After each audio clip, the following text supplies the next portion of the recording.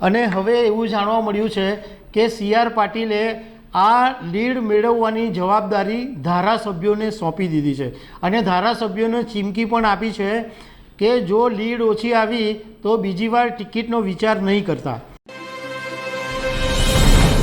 નમસ્કાર દર્શક મિત્રો, લોકસભા 2024ની ચૂંટણીમાં 26 બેઠકો ઉપર 5 લાખની લીડ લાવવાની વાત સી.આર. પાટીલે ઘણી વખત કરી છે.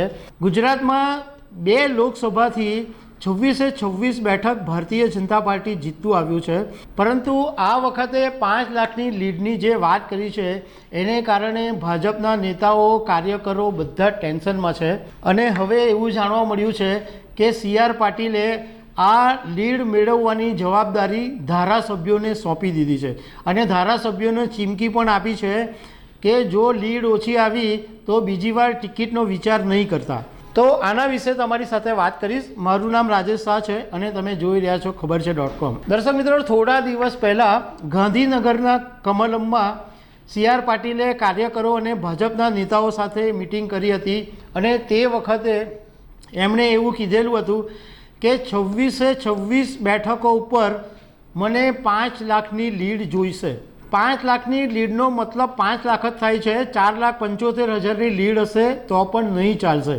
અને જે બૂથ નબળું હોય એ લોકો અત્યારે જ મને કહી દે તો એનું કોઈ સોલ્યુશન આવી શકે, પરંતુ તે વખતે બેઠકમાં તો બધા ચૂપ રહ્યા હતા. હવે એવું જાણવા મળ્યું છે કે કચ્છની અંદર સી.આર. પાટીલે ધારાસભ્યો સાથેની એક બેઠક કરી હતી અને ધારાસભ્યોને એવું કીધું હતું કે જો કોઈ ધારાસભ્યનું બૂથ માઇનસ થયું તો ફરીથી ટિકિટ માંગવાનું ભૂલી જજો, ફરીથી ટિકિટ માંગતા જ નહીં.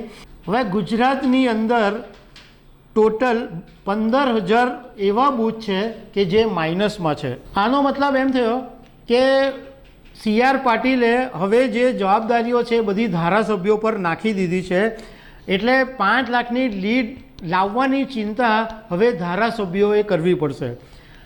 ગુજરાત વિધાનસભા 2022ની ચૂંટણી થયેલી ત્યારે 52,000 બૂથમાંથી 15,000 બૂથ માઇનસમાં હતા અને એમાંથી 3500 બૂથ જે છે એ લઘુમતી મતદારો નિર્ણાયક છે. હવે 15,000 માઇનસ બૂથ છે એને મજબૂત કરવા માટે સી.આર. પાટીલે આ હથકંડો અજમાવ્યો છે અને ધારાસભ્યોને જવાબદારી સોંપીને સીધી ચીમકી પણ આપી દીધી છે.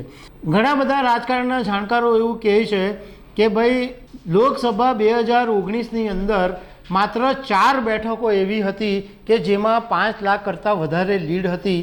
તો 26 બેઠકો ઉપર 5 લાખની લીડ લાવવી મુશ્કેલ છે, પરંતુ ભારતીય જનતા પાર્ટી હંમેશા માઇક્રો મેનેજમેન્ટ કરે છે અને દરેક નાની એક મત કેવી રીતના આવશે અને એક મત કેવી રીતના મળશે એની ગણતરી કરતું હોય છે.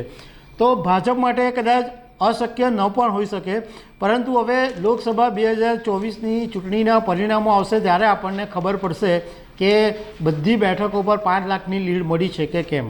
તો આવી અનેક વાતો સાથે અમે તમને મળતા રહીશું. Thank you very much.